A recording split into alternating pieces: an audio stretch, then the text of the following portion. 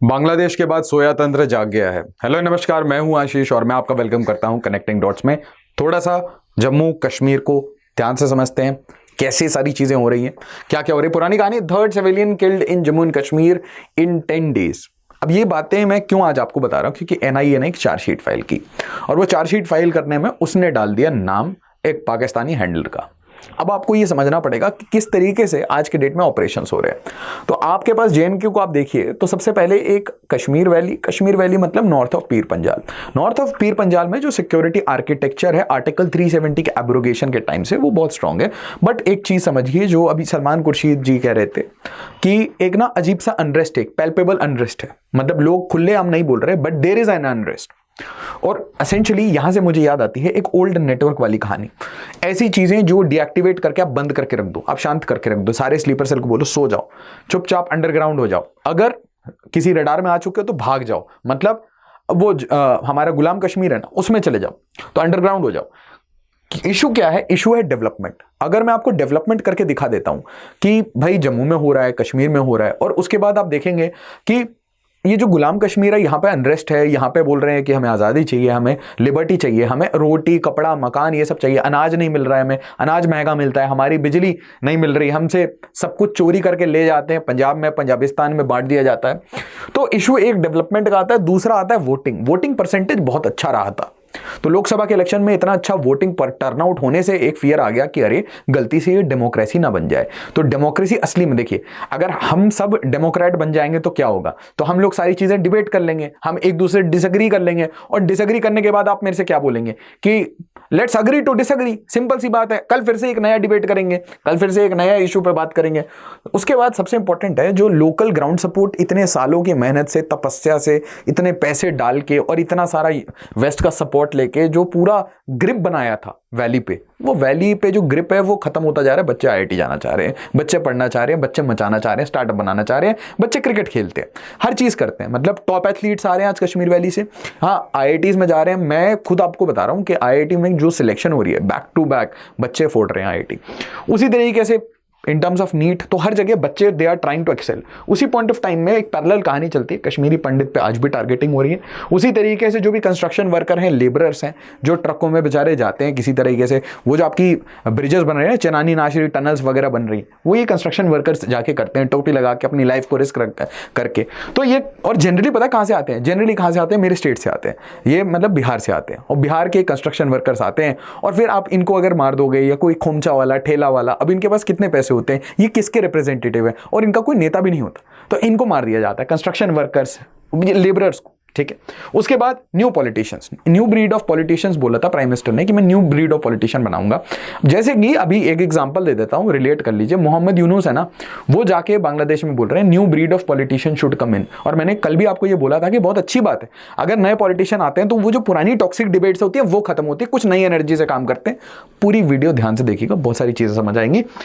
उसके बाद आप न्यू पॉलिटिशियंस को रिमूव करोगे, और उसके जम्मू में क्या करोगे? जम्मू में आपका एक ही टारगेट है कि देखिए, अगर टूरिज्म आ रहा है, 2 करोड़ लोग आ रहे हैं, तो वो कश्मीर वैली आ जाए, वो तो मेरा फायदा है, उसमें तो सबका फायदा है। ये जो जम्मू में आ रहे हैं, जम्मू की जो कम्युनिटी है, जिन्होंने वोट किया है सेंट्रल गवर्नमेंट को, जिन्होंने वोट किया है सेंट्रल गवर्नमेंट को, जिसने बीजेपी की गवर्नमेंट को वोट किया है, वो पूरी कम्युनिटी में थोड़ा फियर जनरेट कर दें। ये किसका काम है? ये बाहर वालों का काम है। बाहर वाले ये चाहते हैं कि ऐसा हो, डिवाइड्स हों। जितना डिवाइड है, जितने हमारे देश में पॉलिटिकल ओपिनियंस हार्ड हो जाएंगे, जैसे बांग्लादेश में हो गए, जैसे आज यूएस में हो रखे हैं, कि एक ट्रम्प का सपोर्टर वो बात ही नहीं सुनना चाहता। ट्रम्प का सपोर्टर बोलता है भी कमाला के सारे वोटर जो हैं वो वोक है, वो वोक लिबरल हैं। इलॉन मस्क कैसे डायरेक्ट स्टेटमेंट, कीर स्टारमर को ट्विटर पे वहां पे बेइज्जती कर रहे हैं, कमाला की बेइज्जती कर रहे हैं। जेडी वैंस वो क्या कह रहे हैं यूके के बारे में? It will become the only Islamic country to have true nuclear weapons. तो ऐसे स्टेटमेंट्स इतना पोलराइज कर दिया डिबेट। और उसके बाद फियर इन हिंदू कम्युनिटी कैसे, कि जब हिंदू पिलग्रिम्स आ रहे हैं, वो श्रद्धा भक्ति के लिए कभी अमरनाथ यात्रा पे जा रहे हो, या माता वैष्णो देवी, माता खीर भवानी, तो ऐसे कभी विजिट कर रहे हो, तो उनके ऊपर टारगेट करो और इससे हिट करो टूरिज्म इन जम्मू कश्मीर, नहीं ओनली जम्मू, ताकि वहां की कम्युनिटी परेशान रहे, वहां की कम्युनिटी फियरफुल रहे, वहां पे टूरिज्म ना हो, वहां पे फोकस ना हो, जो फोकस अब धीरे धीरे लद्दाख पे आ रहा है, जम्मू पे भी आ रहा है। क्योंकि एसेंशियली प्रॉब्लम क्या था? प्रॉब्लम ये था कि Jammu and Kashmir was a state and in this state there were 3 regions, Jammu, Kashmir and Ladakh. अब नेचुरल सी बात है, 3 अलग कम्युनिटी यहां रह रही है, मेजोरिटी तीनों जगह अलग अलग कम्युनिटी है, अलग अलग फिजियोग्राफी, अलग अलग ज्योग्राफी है, अलग डाइवर्सिटी, अलग रिक्वायरमेंट्स है। तो उसके हिसाब से जो रिसोर्स एलोकेशन था फ्रॉम द स्टेट वो अच्छा नहीं था, ये मानना था उस टाइम से बहुत बड़ा इशू था। अगर आप सिविल सर्विसेज की प्रिपरेशन करना चाहते हैं तो मैं आपको एडवाइस करूंगा कि आप हमारे ऑफलाइन सेंटर्स आइए। ऑफलाइन सेंटर्स हमारे पूसा रोड, करोल बाग में है। यहां आके आप बेस्ट फैकल्टी से पढ़े, फाउंडेशन बैच ज्वाइन करने का बेस्ट पॉसिबल टाइम है। और उसी टाइम पे अगर आप मुखर्जी नगर के पास रहते हैं तो आप वहां आ सकते हैं। और अगर आप उत्तर प्रदेश से प्रिपरेशन कर रहे हैं सिविल सर्विसेज की, आपको एक गाइडेंस चाहिए, आपको किसी भी तरीके से हेल्प चाहिए, हमारे ऑफलाइन सेंटर्स में आइए, एक प्रोफेशनल गाइडेंस लीजिए, अपने फैमिली के साथ आइए और हमारे बेस्ट फैकल्टी से पढ़िए। ये है सिविल लाइंस प्रयागराज। वीडियो के नीचे आपको लिंक भी मिलेगा, वहां से कांटेक्ट कर सकते हैं। Thank you so much. अब वीडियो रिज्यूम करते हैं।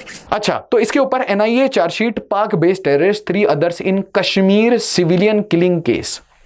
अब एनआईए इतनी एक्टिव क्यों हो गई है? एनआईए इतनी एक्टिव हो गई है, आप बोलेंगे सर जम्मू कश्मीर में इलेक्शन होने वाले हैं, सर ये होने वाला है, सर वो होने वाला है। सर वो बात बहुत अच्छी है आपकी, सर ये एक तो कारण है। सर एक दूसरा कारण है कि जो पूरे साउथ एशिया में अगर कोई भी आदमी सिक्योरिटी देखता है, जियोपॉलिटिक्स देखता है, उसके कान खड़े हो चुके हैं। हर पॉलिटिशियन जिसने ऐसे उल्टे सीधे कभी स्टेटमेंट दी थी, उनके कान खड़े हो चुके हैं। मैं बताऊं आपको क्यों? क्योंकि देखिए, एज अ पॉलिटिशियन या एज अ पॉलिटिकल डिबेट हम सोसाइटी में थोड़े से पोलराइजेशन करके वोट ले सकते हैं। बट एक चीज सोचिए कि ये पोलराइजेशन हार्ड हो जाती है, उसके बाद कोई सामने वाला बाहर का आदमी अगर खेलने लगे हमारे बीच में, तो फिर डर ये लगता है कि कल हमारा बंगला भी तो जल जाएगा, कल हमारा देश भी तो जल जाएगा, कल हमारे वो रिसोर्सेज, वो सब कुछ जो हमारे पास है, सब कुछ जल जाएगा। हमारी पॉलिटिक्स किस काम की रहेगी अगर देश जला दिया? तो सबके अभी इंटरेस्ट आ जाते हैं। तो जैसे ही इंटरेस्ट आ जाता है, सारे काम शुरू हो जाते हैं। NIA files chargesheet. अब यहाँ देखिए ऑपरेशन इनका कैसे चलता है कि एक हैंडलर होता है और ये एसेंशियली आर्मी का होता है। ठीक है, किस आर्मी का आपको पता है? मेरे को बताइएगा कमेंट में, कौन सी आर्मी ये सारा काम करती है। बड़ी प्यारी सी आर्मी है ना, एकदम पप्पी आर्मी। तो वो हैंडलर है। हैंडलर क्या करेगा कि किसी एक ऐसे आदमी से बात करके रखेगा जो रिलीजियस इंडोक्ट्रिनेशन कंटिन्यूसली करता रहे। जब तक रिलीजियस इंडोक्ट्रिनेशन नहीं होगा तब तक यूथ वो रेडिकलाइज नहीं होगा, तो वो आएगा कैसे काम करने? काम तो करना है ना, किसी ने तो करना है। और लोकल सपोर्ट लेना सबसे इंपॉर्टेंट है। आप कितने भी लोग भेज दो अफगानिस्तान से, कितने भी आप ढूंढ ढूंढ के हक्कानी नेटवर्क से बंदे भेज दो, बट आपको लोकल सपोर्ट चाहिए। और लोकल सपोर्ट बनाने के लिए आपको रिलीजियस इंडोक्ट्रिनेशन के अलावा कोई आर्गुमेंट नहीं है, क्योंकि डेवलपमेंट तो आपके पास नहीं है, आपके पास ग्रोथ नहीं है, आपके पास एजुकेशन नहीं है, आपको कुछ नहीं है। ठीक है, खाने के मतलब यू एक्चुअली पता है, अगर कभी अपनी ईगो छोड़ के सच में बोला जाए तो पाकिस्तान को इंडिया से फूड एड लेना चाहिए, खाने का। लिटरली मैं कह रहा हूं, जिस तरीके से अफगानिस्तान को हम वीट देते हैं वैसे खाना दें। भाई खाना खा लो, कम से कम खाने के लिए तो मत रहो, बस ये सब काम बंद करो, स्टॉप दिस। उसके बाद ये क्रिएट करते हैं एक इकोसिस्टम। इकोसिस्टम में होता है एसेंशियली कि जैसे मैंने बोला ना, वो इकोसिस्टम जिसमें कि आप बोलेंगे किसी भी वांटेड क्रिमिनल को, आप बोलेंगे कि ये हेडमास्टर का बच्चा था, तो मीडिया में होता है ताकि आप एक नैरेटिव बिल्ड कर सको। उसके बाद आप किसी लोकल जो है आपका ऑपरेशन करे, आप उसको ढूंढोगे और होगा। उसके बाद मेनली फॉरेन लोकल ये मिलके काम करेंगे और इनके पीछे आपको हेल्प देने के लिए, कवर फायर देने के लिए, डिजिटल कवर फायर के लिए इकोसिस्टम होता है। और OGWs ये ओवरग्राउंड वर्कर्स जो होते हैं, ये एसेंशियली पत्थरबाज होते थे, तो अब ये इंफॉर्मेशन दे देना, वो वहां है, वो वहां खड़ा है, पुलिस वहां लगी हुई है, इस नाके पे वो है। तो इस तरीके से इकोसिस्टम बनाया जाता है बाहर से बैठा के। अब यहाँ पे ध्यान से समझिए कि ये सारी चीजें हो कैसे रही हैं। तो NIA Wednesday chargesheeted 4 person including a Pak base for killing 2 non local civilians by LET and its offshoot. ये एनआईए इसका नाम क्यों ले रही है डायरेक्टली? LET का, LET का तो नाम है ही नहीं कहीं, LET का तो नाम आता ही नहीं आजकल। कश्मीर आप सर्च करो, कोई LET की बात ही नहीं आती, बस इसी का नाम आता है, द रेजिस्टेंस फ्रंट। ये द रेजिस्टेंस फ्रंट, और ये जो द रेजिस्टेंस फ्रंट है, ये है क्या? पहली बात तो मैंने एक सब्जेक्ट पढ़ा था इंटरनल सिक्योरिटी, तो उसमें एक बड़ा अच्छा वर्ड था फ्रंट। फ्रंट को आपको मैं समझाता हूं, फ्रंट क्या होता है। फ्रंट ऑर्गेनाइजेशंस बनाई जाती हैं जब मुझे अपने बैकएंड का काम छुपाना हो। मतलब नाम में ही इतनी मूर्खता है कि तुम खुद ही अपने आप को बता रहे हो यार। फ्रंट ऐसी ऑर्गेनाइजेशन होती है जब मेरे को, मान लीजिए मैंने एक NGO बनाया और मेरा काम कुछ और है। मान लीजिए मेरा काम ये था, इकोसिस्टम बनाना, मीडिया इकोसिस्टम मैनेजमेंट। मेरे पास 1 करोड़ रुपए, आपने मेरे को 1 करोड़ फंड दिया और मैं एक NGO चला रहा हूं। NGO क्या काम कर रहा है? आपकी नैरेटिव बिल्ड कर रहा है, कुछ पैसे जाके मीडिया में किसी को दे रहा है, वो आर्टिकल्स लिख रहा है, कोई एक वीडियो जर्नलिस्ट है वो जाके न्यूज़ चैनल पे कुछ बता रहा है। तो आप इकोसिस्टम को किसी तरह पे कर रहे हो, और जो आपका ये काम हैंडल कर रहा है वो क्या हो गया? एक फ्रंट ऑर्गेनाइजेशन, मतलब कहने के लिए बहरूपिया ऑर्गेनाइजेशन। द रेजिस्टेंस, अब देखिए दूसरा वर्ड रेजिस्टेंस। Y resistance? क्योंकि ऐसे ही नाम आपको रेजिस्टेंस, ये कोलंबियन रेजिस्टेंस, हर जगह से फार्क वार्क, आप कहीं पे भी देखें जहां पे भी आपको लेफ्ट विंग का कोई भी ऐसा मूवमेंट दिख रहा हो तो वहां पे रेजिस्टेंस वर्ड बड़ा यूज किया जाता है, रेजिस्टेंस, और ऐसे हाथ मुट्ठी दिखा देंगे ऐसे, तो वो दिखाने की कोशिश है कि ये जो रेजिस्टेंस है ये एक लोकल काम है, ये एक फॉरेन काम नहीं है, इसकी जरूरत क्या पड़ी। तो ये rebrand the group in Kashmir as non religious rebellion, समझ रहे हैं, लोगों का मतलब इसको बोलते हैं why people are revolting in Kashmir, why the citizen are not happy, why there is conflict in Kashmir. तो ये सारे जो वर्ड्स हैं ये चलते भी हैं। उसके बाद मेन इनका काम क्या होता है, use Haqqani and JeM in Afghanistan to target Indian embassies. तो ये क्या एक दूसरा काम है। तो ये हो गया हमारा देश। अब हमारे देश के पड़ोस में क्या है आपको पता है क्या है, और उसके पड़ोस में क्या है, अफगानिस्तान। तो अफगानिस्तान में जो इनका नेटवर्क है उसको यूज करके इधर से प्रेशर बनाओ, किस पे एसेंशियली इंडियन कॉन्सुलेट्स पे, और ऑपोजिट साइड में ये जो टीआरएफ वगैरह यूज करके इससे प्रेशर बनाओ जम्मू एंड कश्मीर में, post abrogation of article 370, post clamping down of FATF. और ये स्ट्रेटेजी बनाई गई थी एफएटीएफ के बाद, मोस्टली एफएटीएफ के सैंक्शंस, वो भी आपको समझाऊंगा कि एफएटीएफ क्या होते हैं, grey listing, black listing. Basically हमें एक चीज से परेशानी थी कि ये सोर्सेस कहां से लाता है, पैसा कहां से उठाता है, किस नाम पे पैसा उठाता है, और अगर ये पैसा उठाता है तो ये फाइनेंशियल ट्रांजैक्शंस कैसे यूज कर पा रहा है, ये कैसे हवाला नेटवर्क भी यूज कर रहा है, कैसे कोई बैंक अकाउंट यूज कर रहा है, ये सारा पैसा कहां से आ रहा है। तो एनआईए का जो मेन काम था और जो पूरी इन्वेस्टिगेटिव एजेंसी थी, आर्किटेक्चर, उस एक चीज पर लग गई थी कि टेरर फंडिंग को खत्म कर देना इंडिया से। अगर वो फंडिंग खत्म हो गई तो लोगों को रिक्रूट नहीं कर पाओगे, अगर उनको पैसे नहीं दे पाओगे तो इकोसिस्टम नेचुरली फेल हो जाएगा, और जब वो फेल होगा जॉबलेस होंगे, हेल्पलेस होंगे, बहुत सारे पैनिक कॉल्स कर रहे होंगे, उस टाइम में नैब कर लिया जाएगा, स्नैच एंड ग्रैब कर लिया जाएगा, उठा लिया जाएगा। एक जरूरी इंफॉर्मेशन, अगर आप सिविल सर्विसेज की प्रिपरेशन करते हैं तो इस सेंटर पे आइए, पूसा रोड, करोल बाग पे ऑफलाइन क्लासेस चल रही हैं, best faculties, and then you can also come to Mukherjee Nagar. ये बेस्ट टाइम होता है सिविल सर्विसेज प्रिपरेशन शुरू करने का। और दूसरी बात, अगर आप उत्तर प्रदेश में हैं तो उत्तर प्रदेश में आप सिविल लाइंस प्रयागराज में आइए, वीडियो के नीचे भी आपको लिंक मिलेगा, तो उस लिंक के थ्रू भी आप आ सकते हैं। ट्राई टू कॉन्टैक्ट, एक प्रोफेशनल गाइडेंस लीजिए और उसके बाद अपनी प्रिपरेशन शुरू करिए।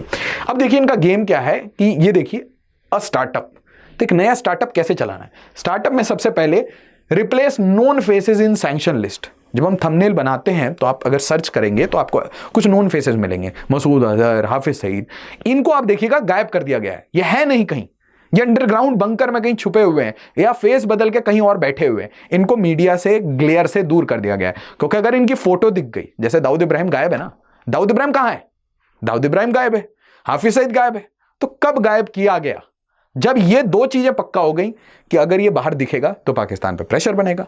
दूसरा, अगर ये बाहर दिखा तो बंदे तैयार हैं, बंदे तैयार हैं, अननोन मैन तैयार है, वो तो वेट कर रहे हैं बस लोकेशन पता चले, काम हो जाए।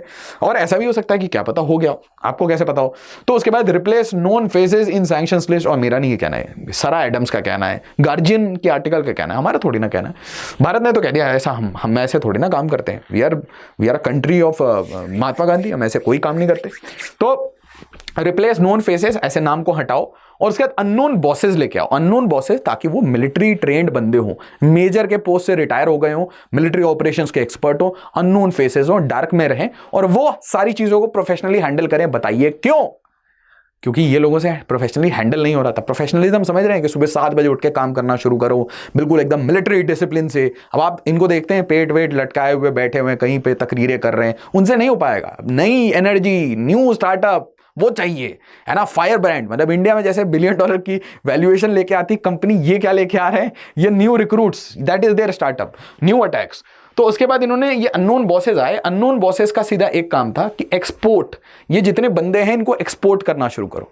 2 को इंडोनेशिया भेज दो, 2 को मलेशिया भेज दो, 1-2 को अफगानिस्तान भेज दो, 2-4 को ईरान में भेज दो, दूर भेज दो, पाकिस्तान से दूर भेज दो, क्योंकि पता नहीं रा का नेटवर्क कितना स्ट्रांग हो चुका है, कैसे ऑपरेट करेगा। और उसके बाद सबसे इंपॉर्टेंट, इसको रीनेम करो, सेकुलर बनाओ।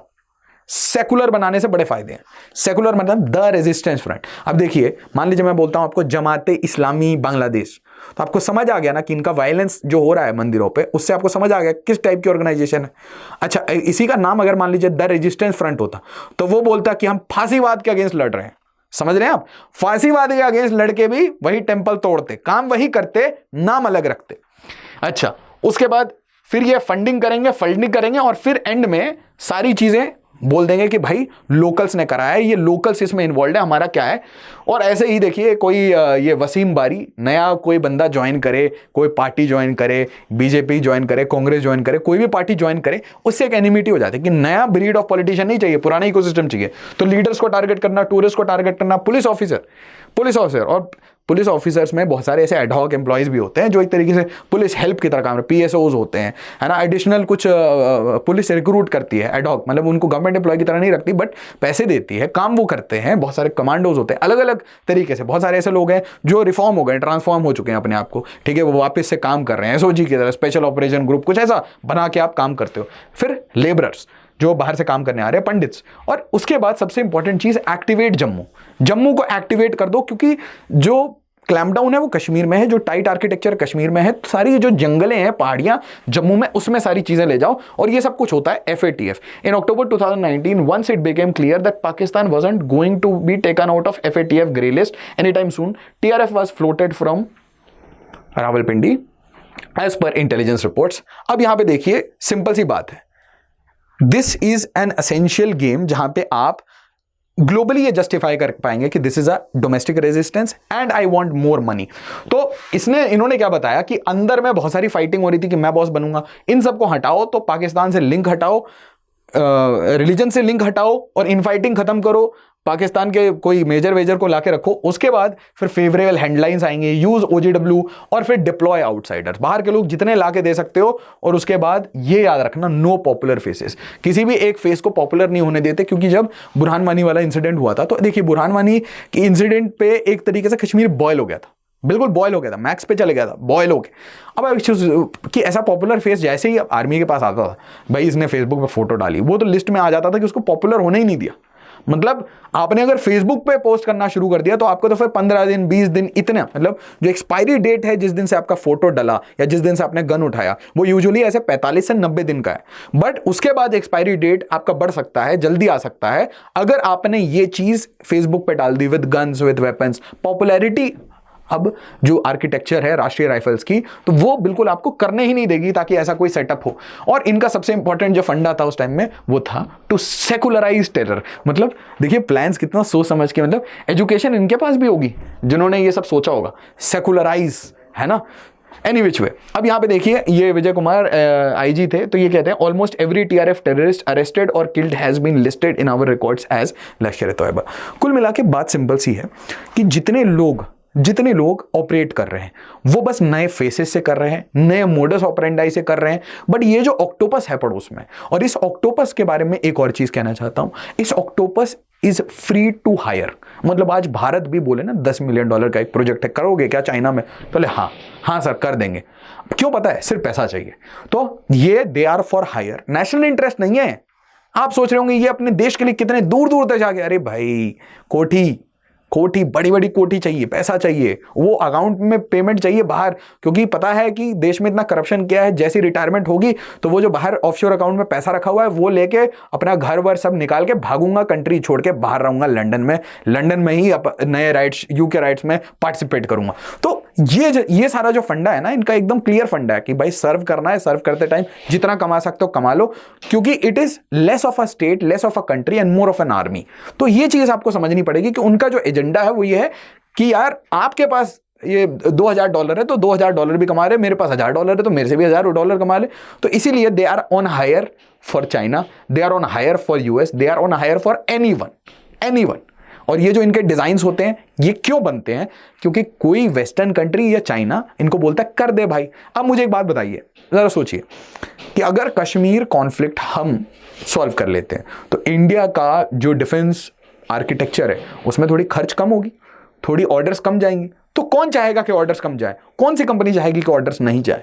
कौन सी कंपनी चाहेगी, कौन सी कंट्री चाहेगी कि उसके पास ऑर्डर्स ना आए? तो ये सबके बेनिफिट में है कि to keep the pot boiling. ये रशिया भी खुश होता है, चाइना भी खुश होता है, US भी खुश होता है, पाकिस्तान तो खुश होता ही है, सब पैसे कमाते हैं। और एंड में पैसे किसके पास नहीं रहते? लोगों के पास। क्योंकि सोचिए, मैंने बोल तो दिया आपको मैं 1 लाख करोड़ कश्मीर को दे रहा हूं, मैंने बोल तो दिया आपको 1 लाख करोड़ कश्मीर को दे रहा हूं, राइट। बट 1 लाख करोड़ में 90,000 करोड़ तो आपकी सिक्योरिटी में लग गया, 10,000 करोड़ का आप क्या करेंगे? या छोड़िए मान लीजिए 40,000 करोड़ मेरा इंफ्रास्ट्रक्चर में लग गया, हैवी इंफ्रास्ट्रक्चर, टनल वनल बना दिया, और 20,000 करोड़ मान लीजिए रेलवे में लग गया, बट उसके बाद 20,000 करोड़ तो आपके सिक्योरिटी में लग रहा है, तो पैसा आपके पास बच कहाँ रहा है? तो पॉइंट ये है कि इंडिया का खर्चा बढ़ता है, इंडिया का डिफेंस एक्सपेंडिचर बढ़ता है, दूसरी कंट्रीज को फायदा मिलता है, और जो इनके जो जनरल्स हैं, जो टॉप जनरल्स हैं, जो ये सारी चीजें डिसाइड करते हैं, मतलब मैं कह रहा हूं बेसिकली लीडरशिप, जहां से लीडरशिप शुरू होती है, वो लीडर जो नॉर्मल लोग हैं वो उनको तो सिर्फ ऑपरेशन करना आता है। तो लीडरशिप अगर ऐसी निकम्मी हो जाए तो क्या होता है, वो ये होता है कि बस सेकुलर टेरर कर करके वही सेम ऑपरेशन करके कुल मिला के एक ही कोशिश करना कि गलती से भी जो जम्मू एंड कश्मीर में जो डेवलपमेंट की स्प्री आई है, जो सेंट्रल गवर्नमेंट का क्लियर फोकस है, उसको रोक दिया जाए और इस रीजन को कंटिन्यूसली डिस्टेबलाइज रखा जाए, इसको एक हॉटबेड बना के रखा जाए। किसका? टेररिज्म का, ना कि टूरिज्म का। इस वीडियो को ज्यादा से ज्यादा शेयर करिए, लाइक करिए, सब्सक्राइब करिए to the channel connecting dots. Thank you so much. जय हिंद, जय भारत।